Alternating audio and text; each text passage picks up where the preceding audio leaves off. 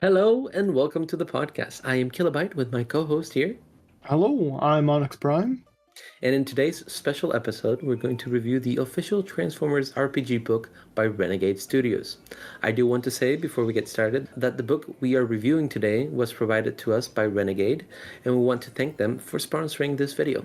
But don't worry, listeners, the following opinions are our own as a consumer and as a player. Shall we get But if started you on it? do want to buy our opinions, you can send us an email and maybe an offer, and we'll consider it. But yes, Kilo, we should get started. I don't think that'll go well with the humans, Onyx. We just won't tell them. That's how all these things work. Don't they know already? A lot of their famous YouTubers, they're all bought out. Everyone's bought out. Yeah, that's why they want the true opinion, like somebody that doesn't get We'll bought out. say it's the true opinion, just like everyone else.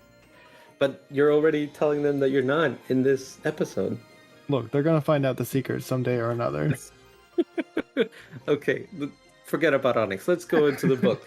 So, there's one book. It's the core rules. It'll cover from creating your character to running a campaign in the world of Transformers, and at the end they also give you a little bit of a little campaign story or introduction to the world and a little overview of how the campaign and kind of like the book works. They assume that you are on Earth, so everything like revolves around like interacting with humans and having Earth vehicle modes. But again, it's an RPG, and as a consumer, as a player, you're able to kind of create the rules as you create the universe in Cybertron or in different colonies if you wanted to do that too. So that there's that freedom to do that too as well. But we're going to cover the roles. In this case, these are the classes of the book. And the first one is the analyst. Everything is data and code that just has to be processed. Their processing power grants allies an advantage and opens up new outlets for victory. So analysts is, they want to be sneaky and they want to hack and gather information. So think of Soundwave in the movies as they were in the satellites for the Michael Bay one. Field commander, the orders and assistance given on the battlefield motivate allies to fight their best. They inspire new actions and make opportunities for them with their efforts. I would say an Optimus Prime kind of character, almost bardish because you're inspiring your teammates. There's the gunners. They are a walking arsenal with the aim to take full advantage of it. Foes can hide behind cover for long. Their aim can still find its mark even if it misses initially. So they are all about guns, guns, kind of like Hound in the Michael Bay movies. I know I'm making a lot of Michael Bay movie references, but I feel like it's an easy metaphor. There's Mode Master. Pew pew pew. We have the Mode Masters, which is a standard chassis isn't enough, so they're the triple changers, the six changers. I don't know if we get to up to six changers, but they are multiple mode changers, and they do have minicon allies. So again, Blaster, Soundwave, kind of working arounds for like your alt mode and for transformation. Nice, yeah. They've given you enough options here to kind of cover all the different Transformers and the different iterations of them. We have the scientists, and intimate knowledge of science is vital for Cybertronian, especially given they're made out of technology. The scientist doubles as an engineer with an outstanding understanding of fundamental mechanics. So I would say your wheeljacks. So that would fit there. Scout, someone has to move ahead to see what comes next, and the scout does it with little hesitation. If a mission needs to get somewhere quiet and hidden, send a scout in. So your rogues and your rangers, I would say in this case, for if you want to transfer it to D&D. But again, it would be your bumblebees, your cliff jumpers. And finally, we have the warrior. The warrior stands tall and charges into battles with boldness like no other. However, if they become injured, they harness abilities that keep them fighting and standing until help arrives, or they can defeat their foes themselves. I would say Megatron. Wouldn't you say? Would be a warrior? Yeah, Megatron, or you could almost argue Optimus as well, especially based off the G1 movie. But definitely your heavy hitters, I believe. The Last Stand, the one who likes to take on many foes at once, but sometimes don't make it. So overall, I think that we have a good amount of classes and differences between them that will help any playstyle kind of find their character and their inspiration in this universe. What do you think, Onyx? Yeah, I think it's a good selection to begin with. Like, this is their first book. It's not, overwhelming amount, but it's also not too little of an amount. It feels like right in the middle ground because there's what, 7 of these? 1, 2, 3, 4, 5, 6, 7. Wow, I'm good. Working on that math stuff.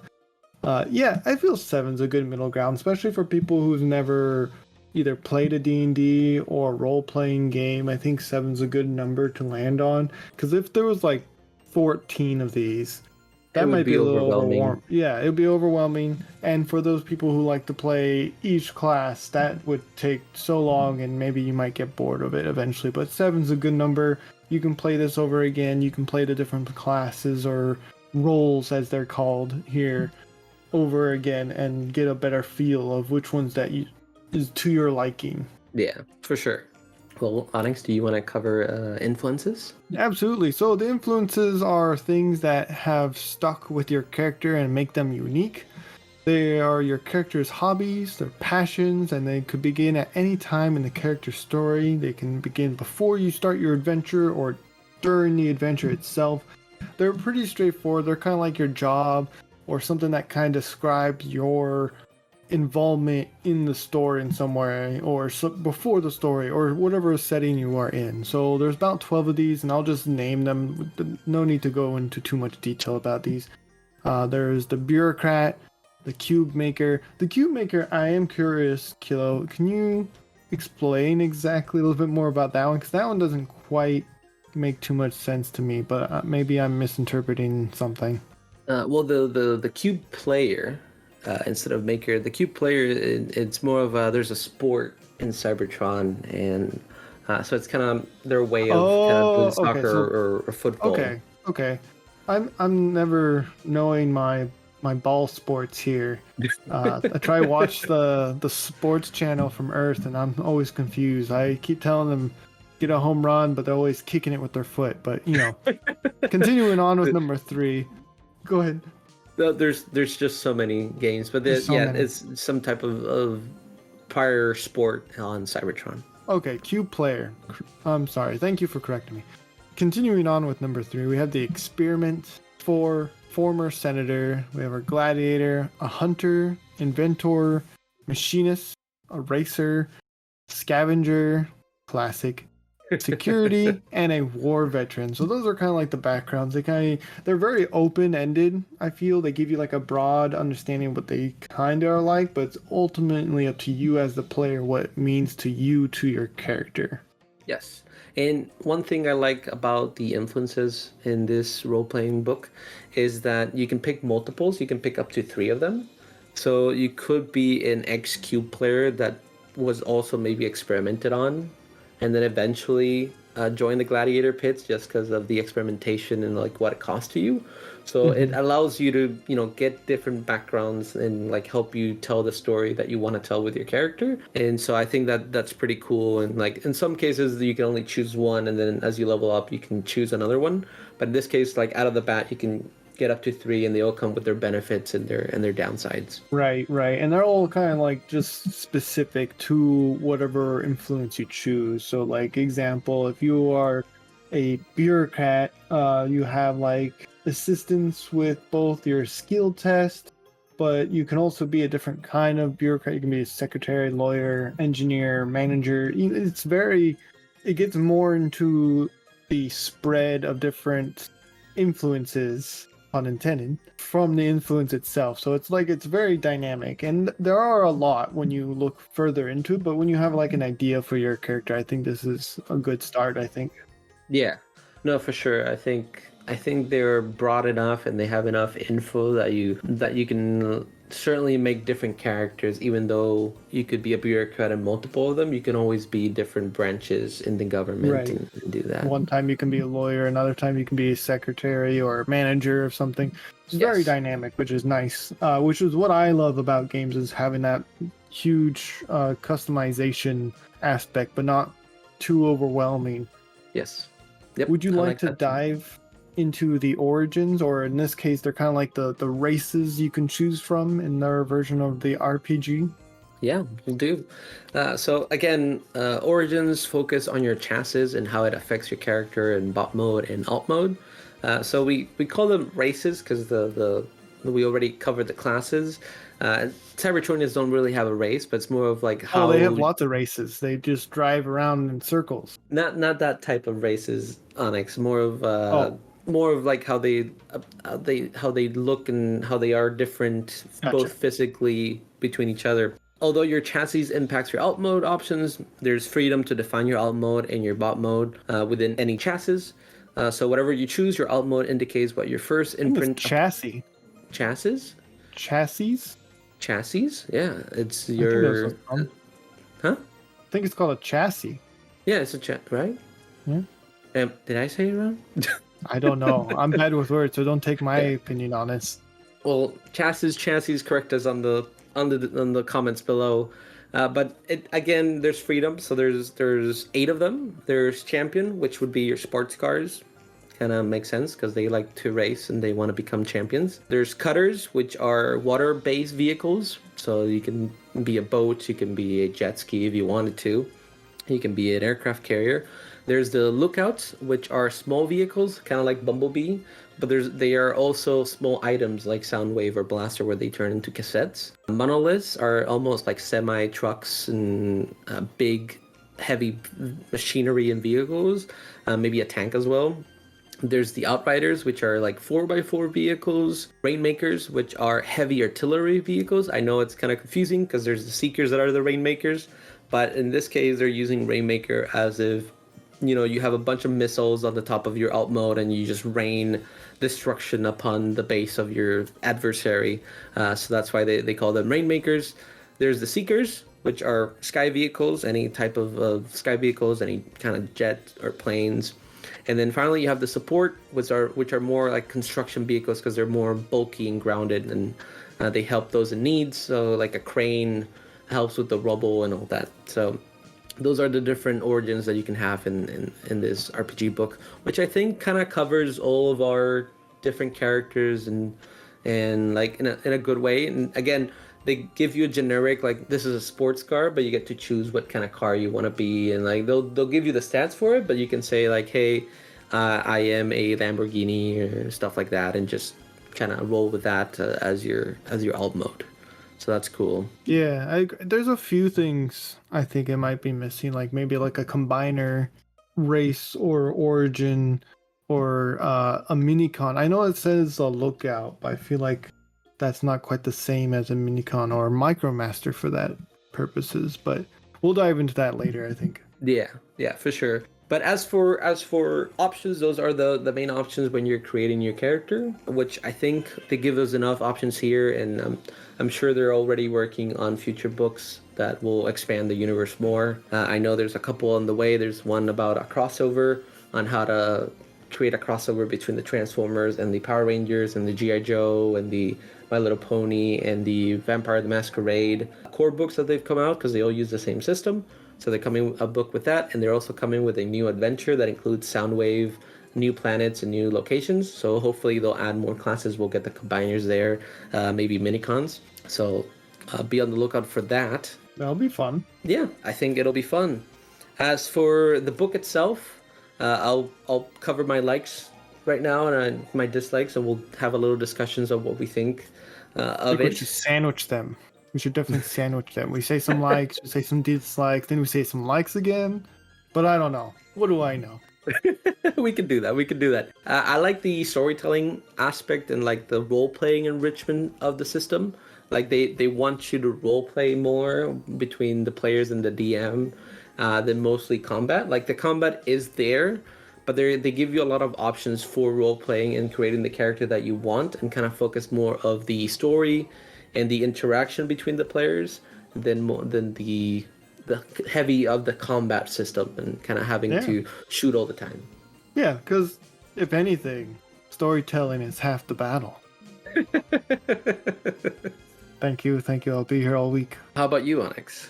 I noticed when reading through this, there may not be a minicon option, but there are minicon perks. So you can have a little buddy with you. It kind of acts like a companion, but slightly different.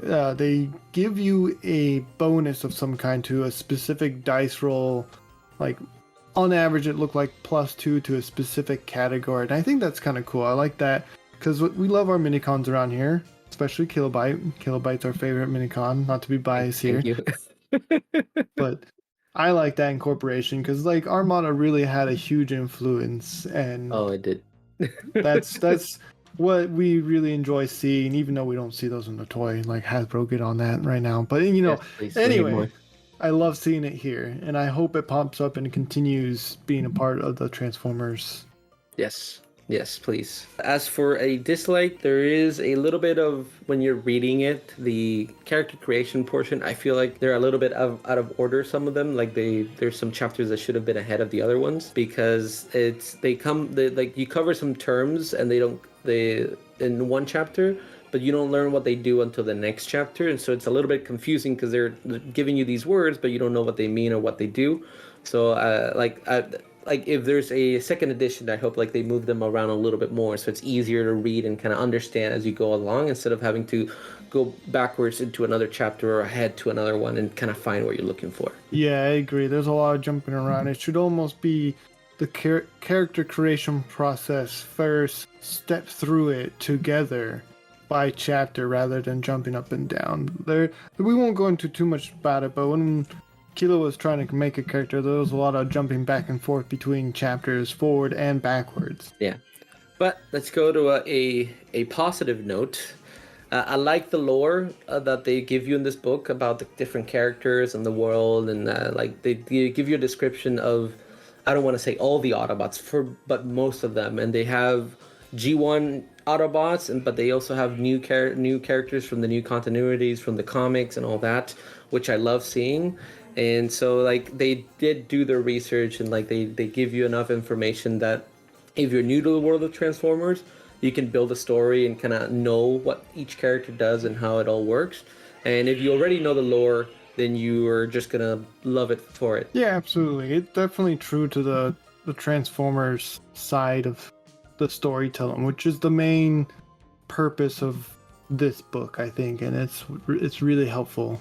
Yeah, I only have one more dislike, and it's more of the character sheet. I feel like there should be a third page to it because there's a lot of bonuses that your character gets, and it's passive bonuses. So they're not abilities that you'll trigger, but I think it's good to keep track of them because they will give you bonuses when rolling dice. And there's no place for them in the character sheet, and there's two versions of it. There's one that you can actually, like, if you want to do it with pen or pencil, you can do that and print it out. And there's a PDF version where it's fillable, but even if it's fillable, like the text boxes, if you add too much text, they'll become so small you can't read it.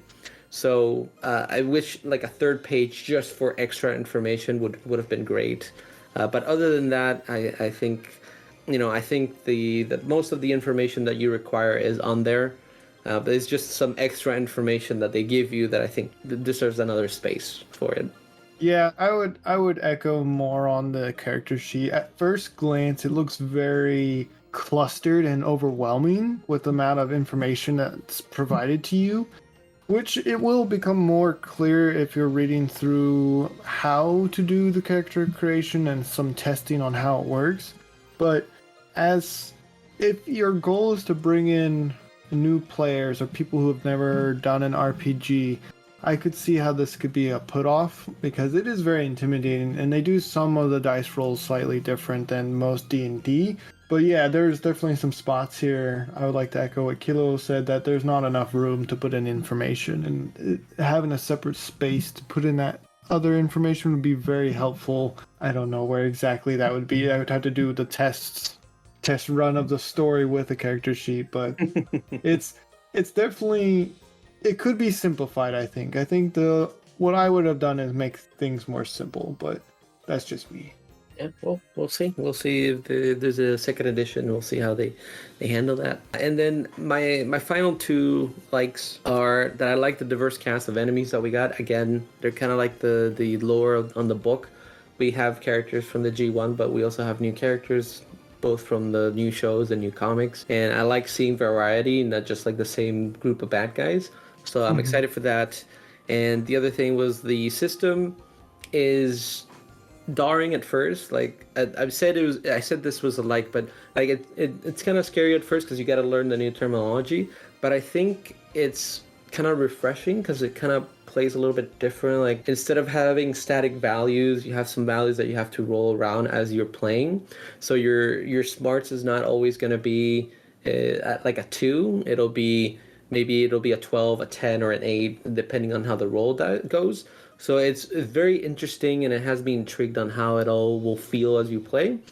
And this is something that we'll explore as we do the story that comes with the book at a later time. So we'll learn, like we'll figure out more of the system. But so far, it's intrigued me enough that I want to see how it all kind of fits together and it works, because it has a lot of information. It has a lot of bonuses and downgrades that seems like this is going to be like all over the place.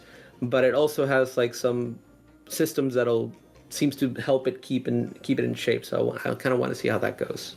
Yeah, I also like some of the existing characters and what their build would sort of look like, and so that you can play as them or something similar in your story, or your DM is okay if you play as RC or as Optimus Prime. I like that you can find all this detail starting on, I think, page 12 in the book, and they kind of give you a brief, like, what would their origin look like? What is their influence? What is their role? And it doesn't give you specific like abilities from those characters, so you can kind of like come up with whatever abilities you want, not what you want, but from the book aspect, and choose as you're leveling up, so you can have like a more individualized character or version that you see that character having, if that makes sense. And I really appreciate that. Are we ready for ending thoughts? I think we're ready for ending rating? thoughts. I don't want to go too far into this book, otherwise we'll be here for like an hour or more. Probably more, because this book is thick. It does have a lot of pages, so and it's good because it covers everything you'll need in a single book instead of having to buy multiple. Mm-hmm. But ending thoughts, I think if you're a fan of Transformers and you've already gotten involved with role-playing games, you might find this very interesting and very fun because of the lore and the different characters that you get to be involved in creating your character. As the system itself, for me, I've dealt with other RPGs before, but it was a little bit jarring at first trying to learn all the terminology, but eventually there were some words that were like, oh, this translates into this and this translates into that. And so as I learned a little bit more of the book and I kind of got more familiar, it became easier. And I think it comes with any new system that you're learning. It'll be kind of jarring at first, but as you get into it, it'll become easier. So I think it'll be a simpler system, even for new players to learn. So even if it's your first RPG book and you're learning the new terminologies, as you learn it from the book, it'll be easier because it'll be the first time you're hearing it and you're not kind of comparing it to other systems. And it's simple enough that it'll allow you as a DM to role play with your party and kind of enjoy the system and kind of enjoy the universe you're creating together. Because I feel like that's the main focus of the book, is more of enjoy the world you're creating together instead of like you're just living in this world that this one person created. So yeah. I think that's a great time. Yeah, I would probably almost the same thing, but I would add on to, if this is something you want to do or role play or participate in, and you've never done D&D or other role-playing games, I would see if you can find another person or your local game store and see if they can help you through these steps, because this is, I wouldn't say it's very new player friendly, but it is, I could see its potential is what I'm trying to get to. And I think Transformer fans would have fun with this, given that they had experience with D&D before, or role-playing games of similar qualities. But don't let that stop you. If this is something that you want to do, I would just say always ask for help. And there's a lot of terminology here that are both new and old that might be more helpful understanding if you had like a veteran player with you or someone who is not new to D&D or role-playing. I think that would definitely help you experience. And games are always better with friends or new friends, So this is a perfect opportunity to go do that, I think. Yeah, we just don't want you to get discouraged with all the information at once. So that's why if there's somebody that could help you, and like if there's a local game store that has games that they run weekly or maybe bi-weekly or something like that, we suggest you go try it out and see if it's something that you want to like get the book for and you want to do your campaign, because once you get used to the system, then it'll be easier when you want to run your games and kind of get your friends involved in it. So it's And once more you of a understand, you can help teach someone else. Like it's a snowball effect, if you will. Yes. But overall, I think it's a good pickup if you're a fan of Transformers and like RPGs and kind of want to get some rules that'll help you create that universe. It'll be fun.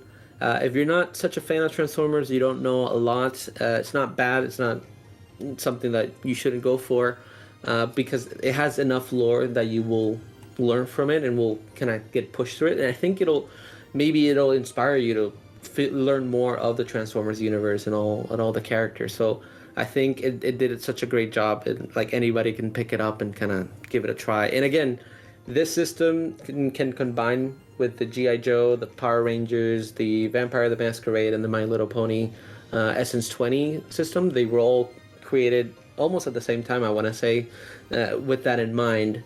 So even if you don't like Transformers, they have other options that'll use the same system. So if in the future somebody in your party wants to do the Transformers, it'll be easier to kind of cross the universes and kind of do that together. Exactly, but we all know how crossovers end.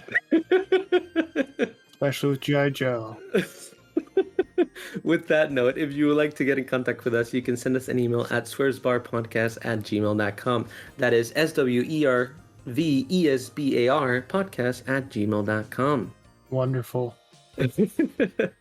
We started a Redbubble account, which is a digital shop where you can get stickers, phone cases, shirts, backpacks, or bags. Blocks? I think it is. Yeah, so there's Whatever a you lot of want, options. Really. Blankets, towels.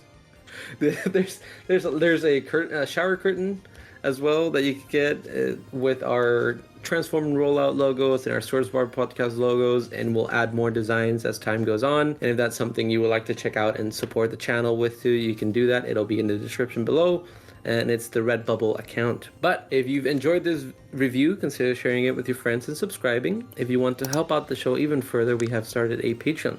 All the proceeds will go to supporting the show and keeping the lights on.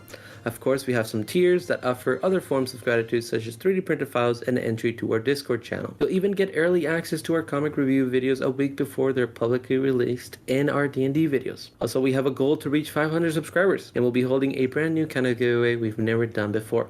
So make sure to click that subscribe button and tell your friends it's a good time. And as always, we hope you're all staying safe out there, and thank you so much for listening. And again, thank you for Renegade to providing us the book and sponsoring this episode.